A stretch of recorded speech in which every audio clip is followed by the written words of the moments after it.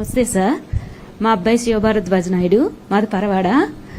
NIT సిల్చార్లో మెకానికల్గా వచ్చింది seat. మీకు చాలా చాలా థ్యాంక్ యూ సార్. ఎందుకంటే సీటు పోయిన రోజు మా అబ్బాయి చాలా చాలా ఏడ్చాడు సార్. అమ్మ, దేవుడు మమ్మల్ని ఆల్రెడీ పనిష్ చేశాడు, మళ్ళీ ఇదంతా ఏంటమ్మా, మేము కష్టపడి చదువుకున్నాం కదా, మళ్ళీ ఇప్పుడు కూడా మళ్ళీ మాకు ఈ పనిష్మెంట్ ఏంటమ్మా అని నా వాళ్ళు పడుకొని అడిగాడు సార్.